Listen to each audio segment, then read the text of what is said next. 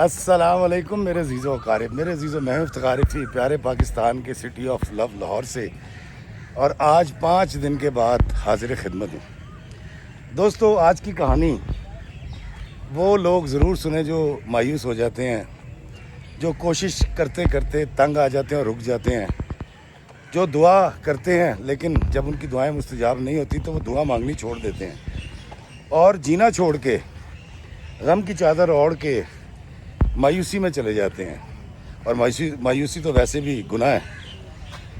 دوستو، آج کی کہانی بڑی کمال کہانی ہے جو مجھے نادیہ نام کی میری ایک بیٹی نے جاپان سے کال کر کے سنائی، اور یہ کہانی آپ کے اندر جذبہ پیدا کرے گی، جینے کا امید پیدا کرے گی، توانائی پیدا کرے گی، اور آپ لوگ بڑی خوشی کے ساتھ جد و جہد کو جاری رکھیں گے زندگی میں، اور انشاءاللہ اپنے گولز حاصل کر سکیں گے۔ نیڑے نیڑے ہو جو اج دی کہانی مایوسی نو دوڑان والی اور امید پیدا کرنے والی کہانی ہے۔ دوستو، نادیہ کہتی ہے کہ میرے ماموں کا بیٹا تھا، جو اس کا نام تھا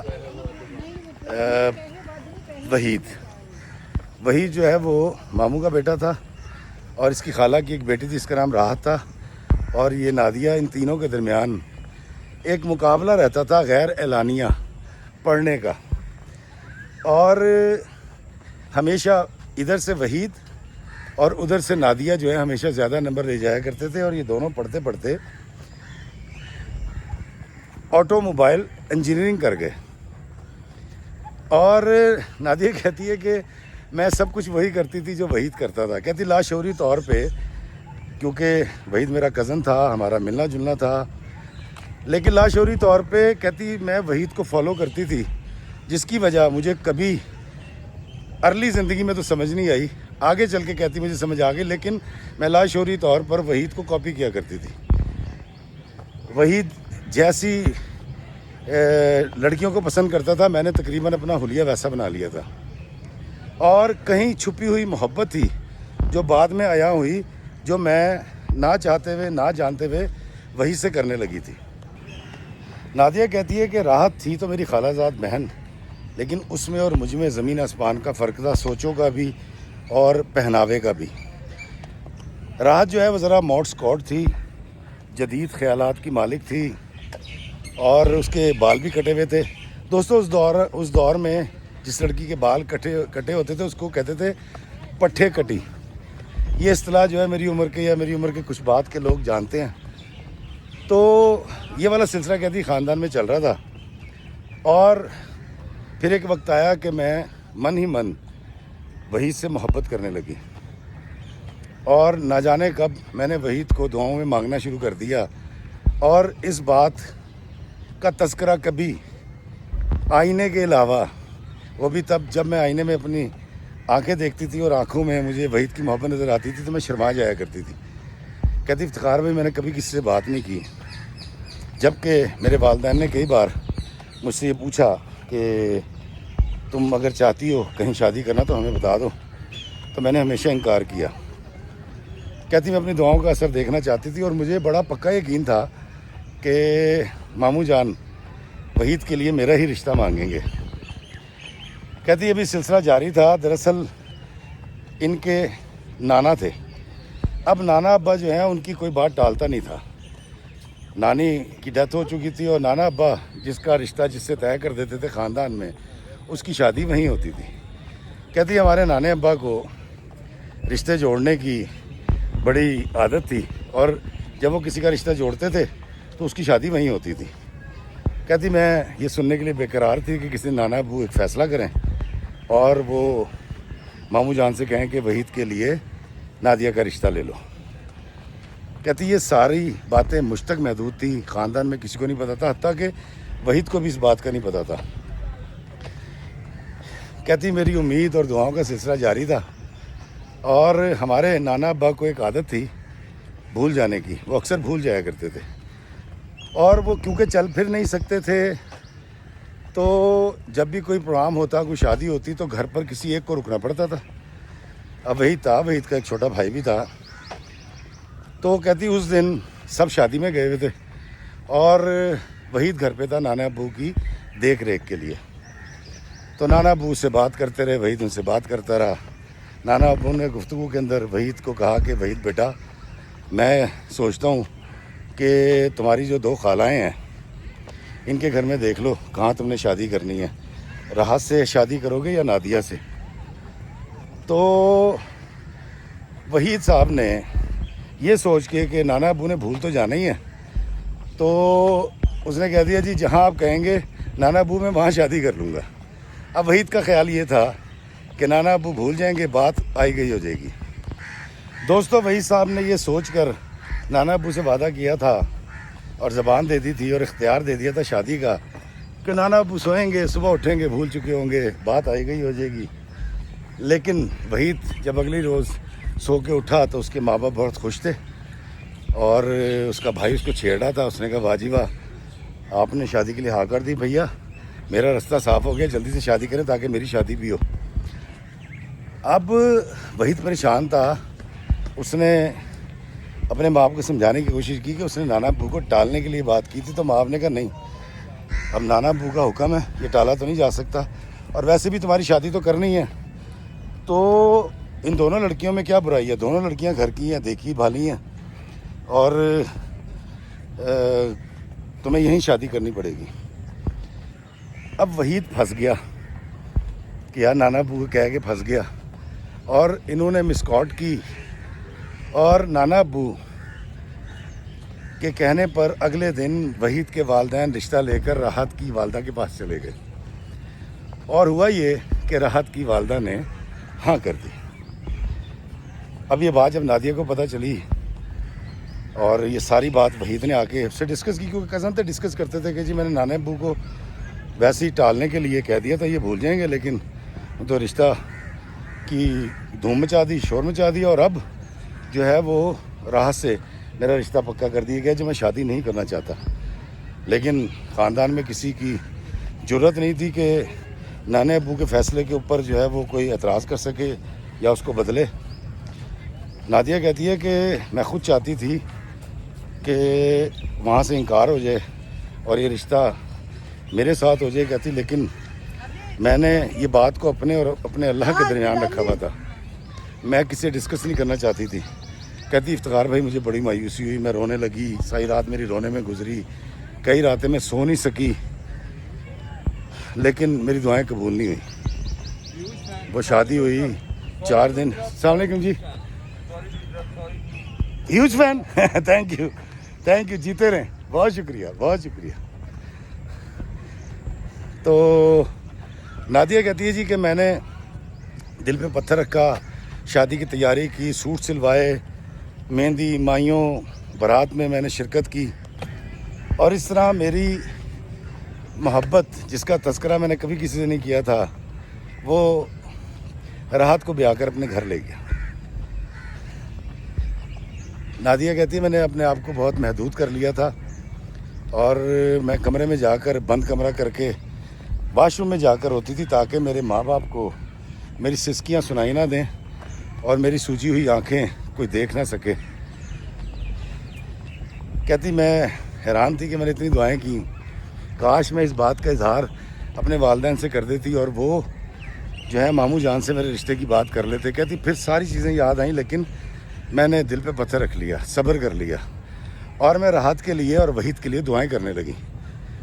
لیکن قدرت کو شاید کچھ اور منظور تھا, کیونکہ وہ موڈ اسکاٹ تھی, اور پہلا جھگڑا ان کا اس بات پہ ہوا کہ راحت نے اپنی سہیلی کی شادی پہ جانا تھا, وہ گئی, جو بھی تحفے دینے تھے دیے. کچھ عرصے کے بعد راحت کی سہیلی کے بھائی کی شادی تھی. اس نے وحید سے کہا کہ وہاں جانا تھا. وحید نے کہا یار اتنے لمبے میل ملاپ ہم نے نہیں رکھنے, بس تمہاری سہیلی تھی, بیاہ دیا, اس کی شادی پہ چلے گئے تو ختم ہو گئی بات. اس بات پہ ان کا پہلا پھٹا ہوا. پھر ان کے درمیان ڈفرینسز پیدا ہونے شروع ہو گئے. اب گھر میں جو بھی جھگڑا ہوتا تھا وحید فون کر کے یا جب اپنے خالہ کی طرف آتا تھا یعنی نادیہ کے گھر, تو ساری کہانی اس کو سنا کے جاتا تھا. اب یہ بیچاری وحید سے جو کہ دل میں جس کو وہ محبوب بنا کے بیٹھی تھی اس کی ساری تکلیفیں کہانی سنتی تھی اور اس کا ایک بڑا مؤثر حل بھی بتاتی تھی, اور اکثر وحید سے کہتی تھی کہ تم معافی مانگ لو، معاملہ ختم کر لو، اور وحید نادیہ کے کہنے پہ راحت سے معافی مانگ لیا کرتا تھا۔ دوستو نادیہ کہتی ہے کہ دعا کا سلسلہ میرا ابھی بھی جاری تھا، لیکن السلام علیکم جی، کیسے ہیں آپ؟ خیریت سے؟ میں تھوڑی دیر بعد کہانی سناتا ہوں جی۔ دوستو ایک چاہنے والے مل کے تھے، جوڑا تھا جوان، تو دعا کے لیے کہہ رہا تھا، میں نے ان کو دعائیں بھی دیں۔ تو دوستو نادیہ کہتی ہے کہ اب میں دعا ضرور کرتی تھی، لیکن اب میں دعا کرتی تھی کہ یا اللہ وحید اور راحت بہت خوش رہیں۔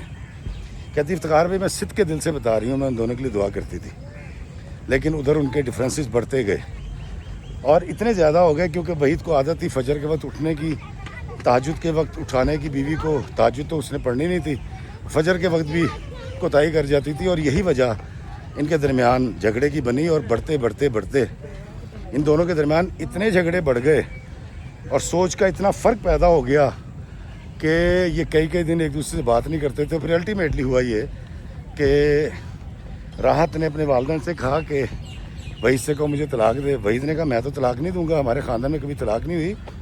تو راحت نے اپنے گھر والوں سے جھگڑا کر کے اسٹیپ لیا اور اس نے وحید سے طلاق لے لی، خلا لے لیا۔ کہتی ہمارے خاندان میں طلاق تو ہوئی نہیں تھی، لڑکی کا عدالت جا کے خلا لینے کا واقعہ بھی پہلی بار ہوا۔ اب یہ جب سلسلہ ہوا، کہتی ان کے خلا کی مجھے خوشی بالکل نہیں، حالانکہ ایک حوالے سے میرا رستہ صاف ہوا تھا اور صاف نظر آ رہا تھا کہ اب ماموں جان رشتہ میرا لے کر آئیں گے وحید کے لیے، لیکن مجھے کہتی خوشی نہیں تھی اس بات کی۔ کئی بار دل میں خوشی کی لہر دوڑتی تھی کہ اب میرا راستہ صاف ہو گیا، لیکن میں ڈر جاتی تھی کہ نہیں یہ غلط ہوا۔ اور پھر کچھ دن کے بعد ہی پتہ یہ چلا کہ خلا اس نے اس لیے لیا راحت نے کہ وہ یہ شادی نہیں کرنا چاہتی تھی، اور اس کے ماں باپ کو یہ بات کا پتہ تھا، پھر بھی انہوں نے اس کو بیایا تھا، اور راحت نے اس لڑکے کے چکر میں وحید سے خلا لے لیا تھا۔ کہتی خیر میں انتظار کرنے لگی اور میں پھر سے پر امید ہو گئی، اور پھر ہوا بھی یہی کہ ایک دن نانا ابو نے کہا جی کہ وحید کی شادی جو ہے نا اب وہ نادیہ سے کر دو، یہ جوڑی بڑی صحیح رہے گی۔ کہتی افتخار بھائی میرے گھر میں رشتہ آیا، میرے گھر میں بہاریں آ گئیں، خوشیاں آ گئیں، میری مایوسی ختم ہو گئی، میں جس تکلیف میں چلی گئی تھی وہ تکلیف دور ہو گئی۔ دوستو ایک فین آ گیا تھا، مجھے بند کرنا پڑا۔ اچھا نادیہ کہتی میں بہت خوش تھی، اللہ تعالیٰ نے میری دعا قبول کر لی تھی، اور پھر ایسے ہی ہوا، میری دعائیں رنگ لائیں اور وحید کی شادی میرے ساتھ ہو گئی۔ کہتی افتخار بھائی میں اتنی خوش تھی، اور میں نے اپنی دعاؤں کو مستجاب ہوتے دیکھا، اور میں نے یہ دیکھا کہ کیسے میرے نصیب کا شوہر کسی اور کے نصیب کا ہوا اور پھر مجھے لوٹا دیا گیا۔ کہتی میں بیان نہیں کر سکتی، اور میری زندگی خوشیوں سے بھر گئی۔ کہتی جی ولیمے والے دن مجھے جا کے ہوش آیا اس بات کا، اور میں نے محسوس کیا کہ ہے وحید میرا ہو گیا، میری وحید سے شادی ہو گئی۔ کہتی میری خوشی کا کوئی عالم نہیں تھا، اور کہتی میں اس قدر خوش تھی کہتی میں بیان نہیں کر سکتی، میرے من میں پھلجھڑیاں اور لڈو پھوٹ رہے تھے، اور میری زندگی خوشیوں سے بھر گئی تھی۔ کہتی 4 دن گزرے شادی کے بعد، اور ان 4 دنوں کے اندر مجھے ایسا لگا کہ وحید نے اور میں نے 4 صدیاں جی لی ہیں، کیونکہ میں اس کو بچپن سے چاہتی تھی، وحید کو اس بات کا پتہ نہیں تھا۔ کہتی میں نے شادی کے بعد بھی وحید کو یہ نہیں بتایا کہ میں تمہیں پسند کرتی تھی، لیکن وحید نے مجھے یہ کہا کہ میں جتنے عرصے اس کے ساتھ رہا، راحت کے بڑی تکلیف میں رہا، اور تمہارے ساتھ 1 دن 2 دن گزارنے کے بعد مجھے ایسا لگتا ہے میری وہ ساری اذیتیں جو مجھے راحت نے دی تھی وہ ختم ہو چکی ہیں۔ تو میرے لیے کہتی یہ اعزاز تھا کہ میرا خامند مجھ سے اس قدر خوش اور راضی ہو گیا تھا۔ دوستو یہاں تک کی کہانی سننے کے بعد آپ کو لگے گا کہ شاید کہانی ختم ہو گئی، لیکن نہیں، ہر کہانی میں ایک ولن ہوتا ہے جو تصادم کی فضا پیدا کر دیتا ہے اور ایک ہنستے بستے گھر کو اجاڑ دیتا ہے اور اس کا سکون چھین لیتا ہے۔ یہاں تک کی کہانی آپ کو بڑی اچھی لگ رہی ہوگی کہ سجنی کو ساجن مل گیا، ہیروئن کو ہیرو مل گیا، زندگی بہترین ہو گئی۔ جی ہاں ایسا ہی ہوا۔ کہتی 4 دن کے بعد مکلاوا تھا، اور جب مکلاوے سے ہم نکلنے لگے تو وحید کا جو چھوٹا بھائی ہے وہ بائک پہ آیا ہوا تھا، باقی ہم فیملی گاڑی پہ آئے ہوئے تھے. تو میں نے وحید سے فرمائش کی، میں کہا وحید میں چاہتی ہوں کہ موٹر سائیکل کے اوپر ہم گھر جائیں، تو راستے میں سے آئس کریم کھا کے چلیں گے. ہم نے گھر والوں سے پوچھا، انہوں نے انکار کر دیا. وحید نے اپنے چھوٹے بھائی کی موٹر سائیکل لی، میں پیچھے بیٹھی، گاڑی وحید کا بھائی لے کے چلا گیا فیملی کو گھر، اور ہم دونوں گزرے وہاں سے نہر سے اور پھر مال روڈ پہ آئے. مال روڈ پہ آ کے ہم نے آئس کریم کھائی. آئس کریم کھانے کے بعد ہم اپنے علاقے کی طرف جا رہے تھے جہاں ہماری رہائش تھی لاہور میں.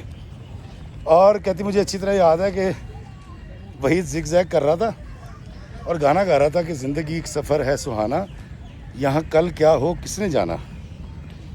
کہتی جب بھی وہ یہ کہتا کہ یہاں کل کیا ہو کس نے جانا تو میرا دل ڈر جایا کرتا تھا.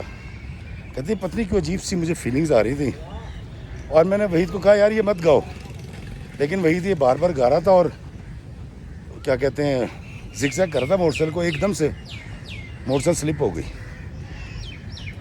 کہتی میں وحید کی چیخ سنی میں گری.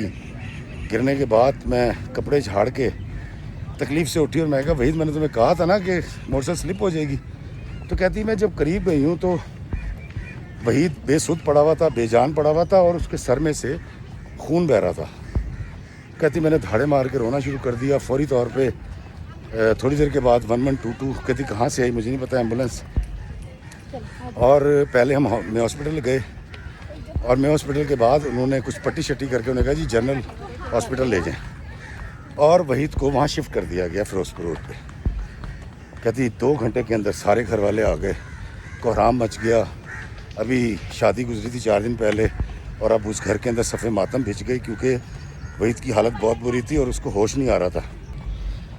نادیہ کہتی ہے کہ ڈاکٹروں نے بڑا زور لگایا اور تقریباً 10 گھنٹے کے بعد ایک سینئر سرجن آئے.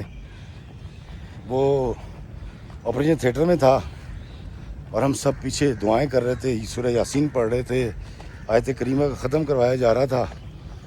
تو انہوں نے آگے بتایا کہ جی ہوا دراصل یہ ہے کہ کسی نے ہوائی فائرنگ کی ہے اور وہ جو گولی کا سکہ جو واپس آتا ہے وہ گولی وہ اس کے لگی یہاں سے اسکل کو ڈیمیج کیا اور یہاں سے نکل گئی ہے، لیکن وہ ڈیمیج کر گئی اندر سے. سی ٹی اسکین کروایا، وہ بے سود پڑا تھا، سانس خود لے رہا تھا لیکن کوئی جنبش نہیں تھی، آنکھیں نہیں کھول رہا تھا، ہوش میں نہیں آ رہا تھا. اسی طرح اسٹیچر پہ پڑے 10 دن تک اس کے مختلف ٹیسٹ ہوتے رہے اور اس کو ہوش نہیں آیا. 3 مہینے کہتی میں نے وہاں ڈیوٹی دی ہے، میں وہاں سے ہلی نہیں، اور گھر والوں نے ٹل لگا لیا. میں وہیں سو جاتی تھی، وہیں جاگتی تھی، وہیں رہتی تھی، میں وہاں سے نہیں ہلی. کہتی 3 مہینے کے بعد اچانک اس کو ہلکا سا ہوش آیا، اس نے آنکھیں کھولی ہیں اور ہم سب نے بڑی خوشی منائی. وہ ہوش میں آ گیا اور میں بڑی خوش ہوئی. میں نے وحید کو بلایا تو وحید کسی کی آواز سن نہیں رہا تھا. وحید کے کان کے پاس آ کے ڈاکٹر نے تالیاں بجائیں، اس کی ہڈیوں کو ایسے کر کے ضرب پہنچائی، لیکن اس کو نہ کوئی ٹھیس لگ رہی تھی نہ وہ سن رہا تھا. اس کی ٹھہری ہوئی آنکھیں تھیں اور وہ صرف چھت کی طرف دیکھ رہا تھا. فکس ہو گیا تھا، اس کی آنکھیں سسٹین ہو گئی تھیں اور وہ ٹکر چھت کو تک رہا تھا.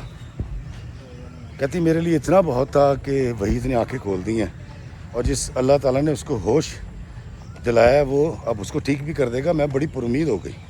کہتی ڈاکٹرز چیک کرتے رہے اور اس کے بعد ڈاکٹرز کی میٹنگ ہوئی، انہوں نے فیصلہ کیا. انہوں نے کہا نہیں، وحید جو ہے پیرالائز ہو چکا ہے ہمیشہ کے لیے، اس کا کوئی علاج نہیں ہے اور یہ کبھی جو ہے وہ ہوش میں نہیں آ سکے گا اور یہ کبھی نارمل زندگی نہیں گزار سکے گا. تو میرا خیال ہے کہ آپ اپنے پیشنٹ کو گھر لے جائیں. نادیہ کہتی ہے ایک ایسا شخص جس کو میں جانتی نہیں، جو وحید کو نہیں جانتا، اس کی چلائی ہوئی ہوا میں چلائی ہوئی گولی سے میری دنیا اجڑ گئی تھی، لیکن نہ میں جانتی تھی کس نے میری دنیا اجاڑی اور نہ گولی چلانے والا یہ جانتا تھا کہ کون سا گھر اجڑ گیا. کہتی افتخار بھائی دل تو چاہتا تھا کہ میں اس ہوائی فائرنگ کرنے والے کو بدوائیں دوں، لیکن میری تربیت میں شامل نہیں تھا اور میں دعا صرف یہ کرتی تھی کہ یا اللہ جو میرے ساتھ ہوا یہ کسی کے ساتھ نہ ہو. ڈاکٹروں نے وحید کو چھٹی دی یہ کہہ کر کہ یہ اب کبھی ٹھیک نہیں ہوگا, ساری زندگی ایسے ہی رہے گا, اور اپنے پیشنٹ کو آپ گھر لے جائیں. انہیں کوئی دوائیاں لکھ کر دی, ہم اس کو کہتی گھر لے آئے. میں وحید کی سیوا میں لگ گئی. ہم نے ایک بیڈ خریدا جو اس کو بٹن دباؤ تو اوپر نیچے ہو جاتا ہے, اور میں وحید کو کروٹ دلاتی تھی, میں وحید کی مالش کرتی تھی, میں اللہ سے دعا کرتی تھی, میں دن رات روتی تھی کہ یا اللہ وحید ٹھیک ہو جائے. کہتی میں نے اس کا پیمپر کرنا, میرا دیور میری بڑی مدد کرتا تھا, لیکن یہ ساری ذمہ داری میری بن گئی. کہتی 1 سال گزر گیا, وحید کی حالت میں کوئی تبدیلی نہیں آئی, وہ بالکل ویسا کا ویسا تھا, بلکہ موٹا ہو گیا تھا کیونکہ ہل جل نہیں سکتا تھا. اس کو کھانا ہم کھلاتے تھے اور میں اس کو چبا کے دکھاتی تھی, وہ چبا لیتا تھا, اور کئی بار جب وہ نہیں کھاتا تھا تو پھر ڈاکٹرز وہ نالی ڈال کے اس کو خوراک دیا کرتے تھے. کہتی میرے ساس سسر, میرے والدین, سارا خاندان ہی حالت دیکھ رہا تھا. کہتی میں جھلی ہو گئی تھی, دیوانی ہو گئی تھی, اور لیکن مجھے امید یہ تھی کہ میرا شوہر ٹھیک ہوگا, یہ چلے گا, یہ دوڑے گا, یہ بھاگے گا, یہ گائے گا میرے ساتھ, یہ مسکرائے گا.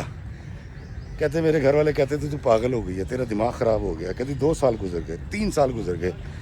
کہتی جب 4 سال ہو گئے تو میرے گھر والوں نے مجھے ایک دن بلایا. میرے ابا ان دنوں بیمار تھے, انہوں نے مجھے اپنے پاس بٹھایا, انہوں نے کہا بیٹا میری بات سن. دادا کہتی اس دوران اس صدمے سے ہی دنیا سے چلے گئے.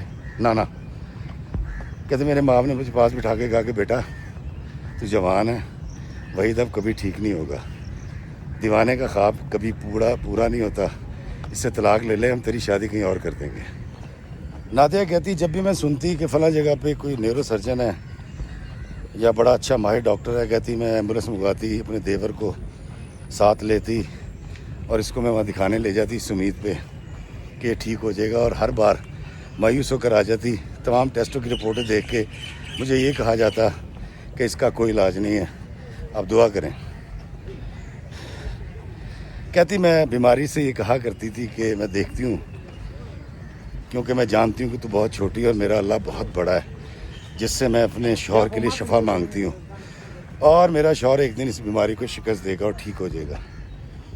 کہتی 4 سال کے بعد کچھ عرصہ گزرا تو میرے ساس سسر نے مجھے بٹھایا, اور بٹھانے کے بعد انہوں نے مجھے کہا کہ بیٹا تمہاری کمر میں درد رہنے لگا ہے, تم 4 سال میں بوڑھی ہو گئی ہو, اور تم کس چیز کا انتظار کر رہی ہو, ہمارا بیٹا ہے, ہم تمہیں کہہ رہے ہیں کہ تم عدالت میں جاؤ, خلا لے لو, کسی مفتی سے بات کرو, فتویٰ لے لو, اور بیٹا تم کہیں شادی کر لو.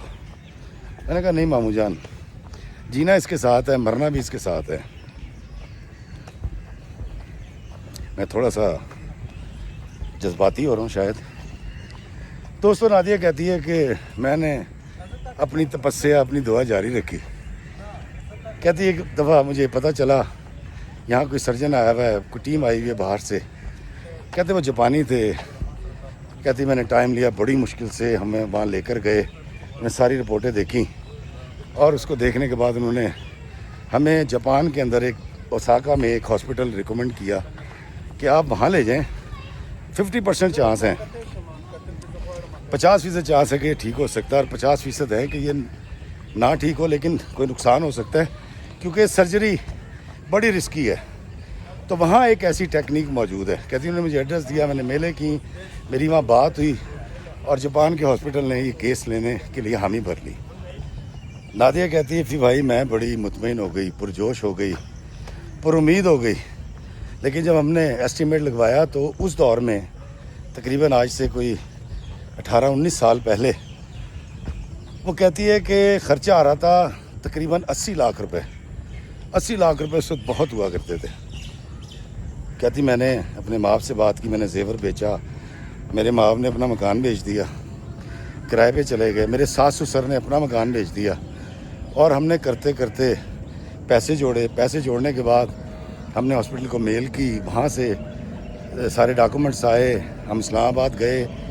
کہتی جی میرا ویزا لگ گیا, میرے شوہر کا ویزا لگ گیا, اور میں پیشنٹ کو لے کے کہتی جاپان چلی گئی.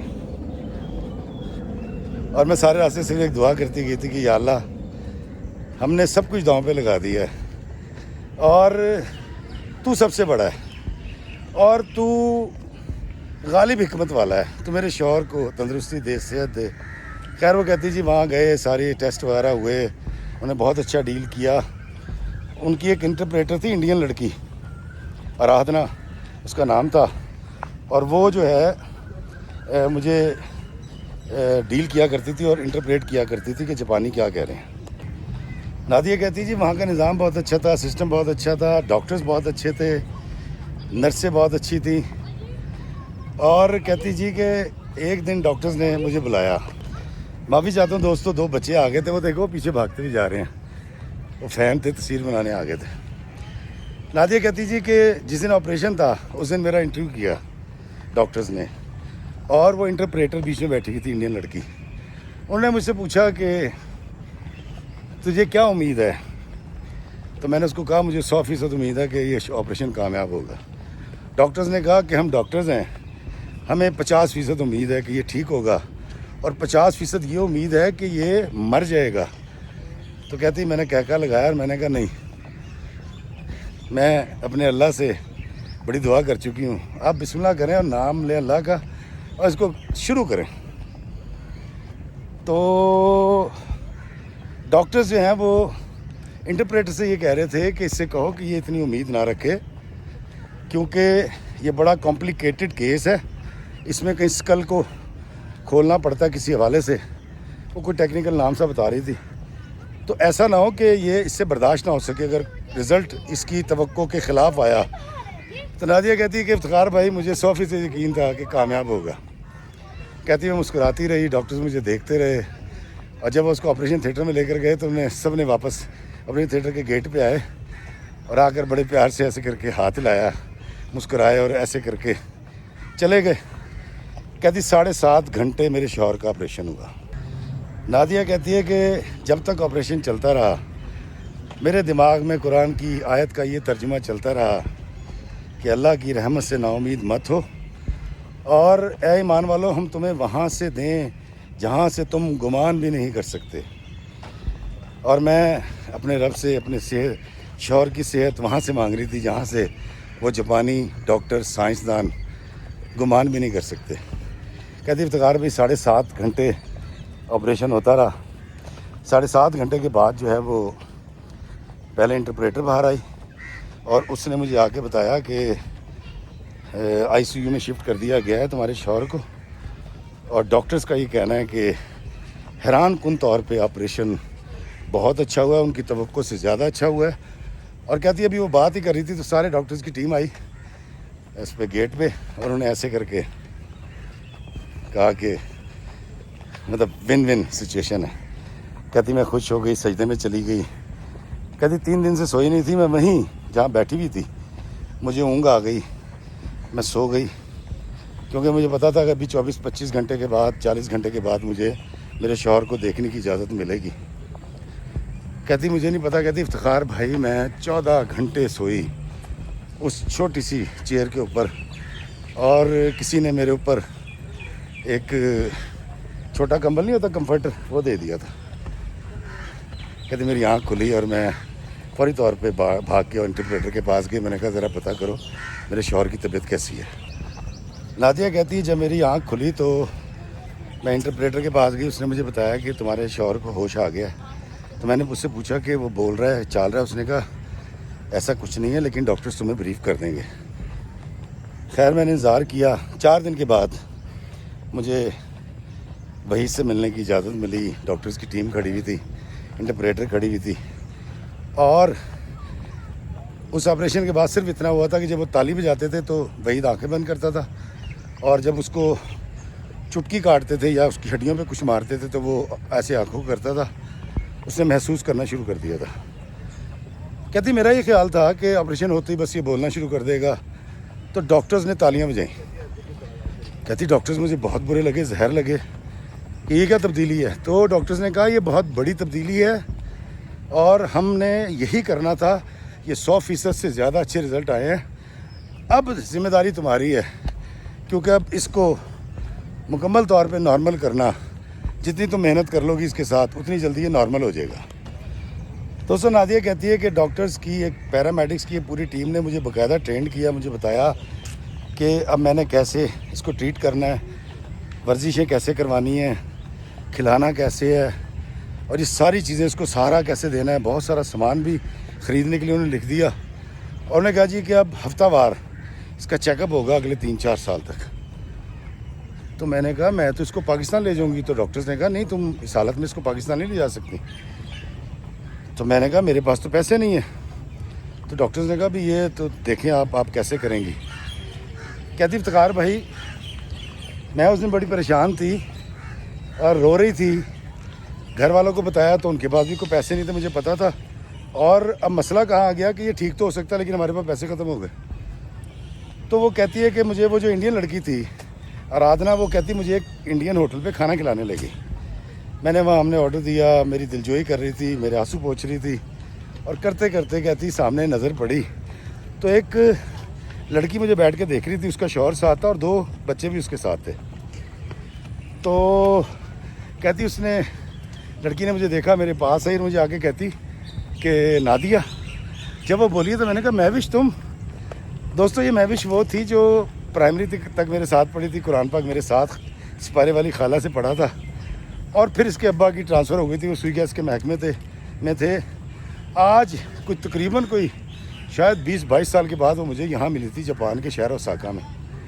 کہتی اس نے مجھ سے جب پوچھا کہ کیا ہوا, میں شاید بھری ہوئی تھی, کہتے میں نے ساری کہانی سنا دی, ایسے ایسے ایسے ہوا ہے اور اب میں چوراہے میں کھڑی ہوں خالی ہاتھ, کسی سے کوئی مدد نہیں مانگ سکتی. تو مہوش نے مجھے کہا کہ تم بے فکر رہو, ہمارے پاس 3-4 گھر ہیں جو ہم نے کرائے پہ دے رکھے ہیں, ان میں سے ایک گھر ہم تمہیں دے دیں گے. نادیہ کہتی ہے میں نے مہوش سے کہا کہ میرے رہنے کا تو ہو جائے گا لیکن 4 سال تک مسلسل جو میرے میاں کا میرا خرچہ ہونا ہے, چیزیں آنی ہیں, دوائیاں آنی ہیں, وہ کیسے ہوں گی. تو مہوش کے ہسبینڈ نے کہا کہ بہن تم میری بہن ہو, میری بیوی کی سہیلی ہو, تم نے گھبرانا نہیں ہے, میں اللہ نے بڑا دے رکھا ہے. ہم پاکستان میں بڑی چیریٹی بھیجتے ہیں تو اب ہم تمہارے ساتھ کھڑے ہوئے, تم نے پریشان نہیں ہونا. کہتی افتخار بھائی مجھے اپنے شوہر کی جان اتنی عزیز تھی کہ میں نے کوئی کٹرسی نہیں کی, نہیں رہنے دو. میں نے کہا جی بسم اللہ. کہتی کہ مہوش کے ہسبینڈ نے وہاں کمیونٹی کو ساتھ میں لایا جاپان کی, اوساکا کی, اور وہ لوگ مجھے نہیں پتہ لگتا تھا, مہوش آتی تھی اور سارے کام ہو جایا کرتے تھے. مجھے کارڈ مل گیا تھا, اس میں سے میں خرچہ کرتی تھی. کہتی افتخار بھائی ہفتہ وار اس کا چیک اپ ہوتا تھا, اس میں بہتری آنے لگی, اس کی اسپیچ تھراپی شروع ہو گئی. جاپان کی حکومت نے ایک لڑکی دے دی تھی جو 3 دن آتی تھی ویک میں, مجھے ہیلپ کرتی تھی. کہتی میرے شوہر نے پہلے سہارے سے اٹھتے تھے, پھر بغیر سہارے کے بیٹھنا شروع کر دیا. اس کے آئی بال گھومنے لگے. پھر ایک وقت آیا کہ اس نے مجھے پہچان کے مسکرانا شروع کر دیا. کہتی جس دن پہلی بار مجھے دیکھ کے وحید مسکرائے تھے, کہتی مجھے ایسا لگتا کائنات مسکرا رہی ہے. اور پھر زمین پہ پیر رکھنا, پھر اس کی چلنے کی پریکٹس. کہتے انہوں نے اتنی مشینیں جو ہے نا وہ دیں جو وہ مجھے ہر جگہ ہیلپ کرتی تھی. میں اکیلے اس کو اٹھا کے واش روم تک لے جا کے نہا کے مشین کے ذریعے انہوں نے اس کی ساری وائرنگ کر رکھی تھی, پائپس لگے ہوئے تھے. کہتی میں اس کی عادی ہو گئی تھی. کہتی اس اگلے 4-4.5 سال کہتی میں نے اپنے گھر والوں کو لفٹ ہی نہیں کرائی. نادیہ کہتی ہے کہ ان 4 سالوں میں 4.5 سالوں میں میں نے اپنے شوہر کو اٹھنا بیٹھنا بولنا چلنا سکھایا. اس کی اسپیچ تھراپی ہوئی, اس کی فزیو تھراپی کا طریقہ مجھے پتہ لگ گیا تھا, میں خود کر لیا کرتی تھی. کہتی آہستہ آہستہ اس کے پورے بدن میں طاقت آتی چلے گی میرے شوہر کے. اور پھر ایک وقت آیا اس نے میرا نام لینا شروع کیا.